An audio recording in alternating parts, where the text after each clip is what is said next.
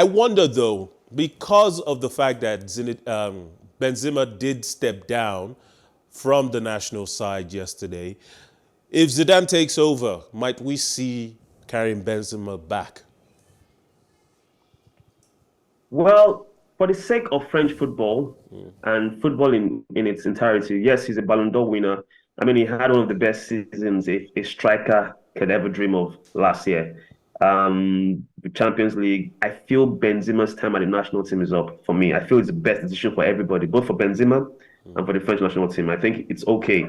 Let's build it around Mbappe and the new set of strikers coming through. You have Kolomouani, you have Thuram, you have the young man that just signed for Chelsea now, Nkunku.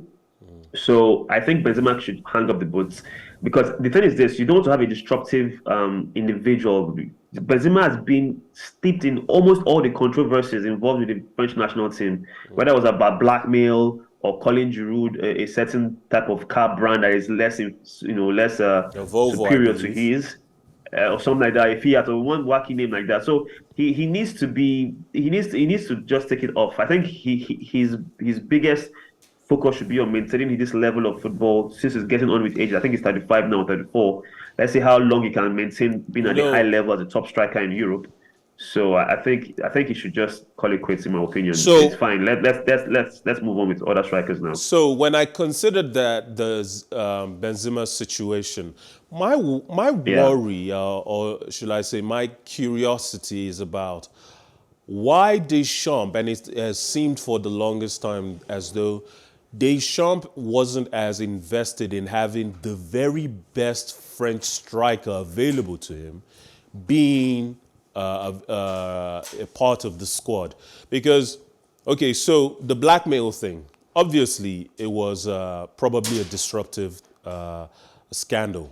However, it was an endless conversation that was in court and didn't seem to get any resolution satisfactorily. And for the longest time, no one knew what was going to happen. And yet Benzema was out of the squad. Now, this World Cup, he got injured. And obviously, that's justifiable to send an injured player home if you think he's not going to add any value to the squad.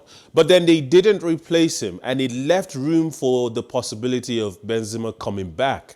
And if they had won the competition, he would have still been in line to receive a winner's medal. A medal. Yes.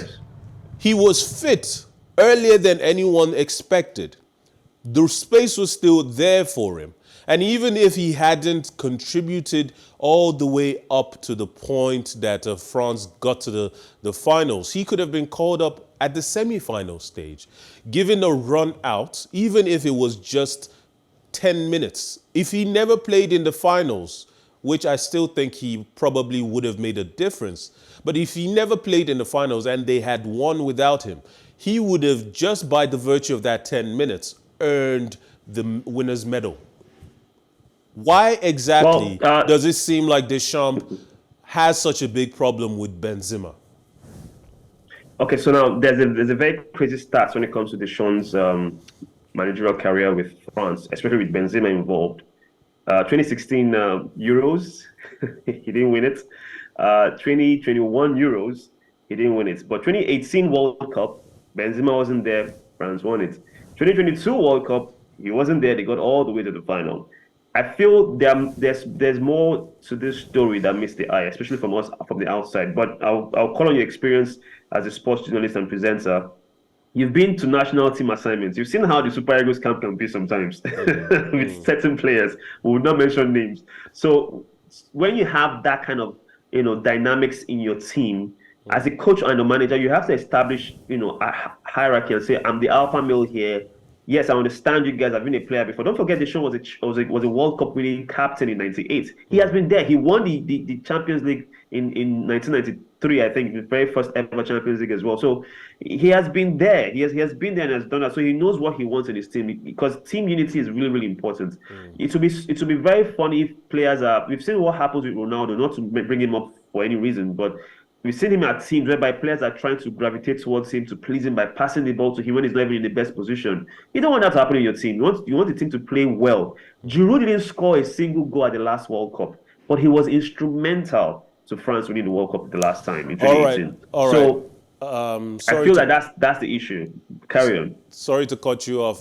We've ran out of It's time, but okay. it's a pleasure having you on the show. I think we'll be talking about the consequences and the fallout of the World Cup for some time to come as stories develop. Thank you again, Victor. It's always a pleasure.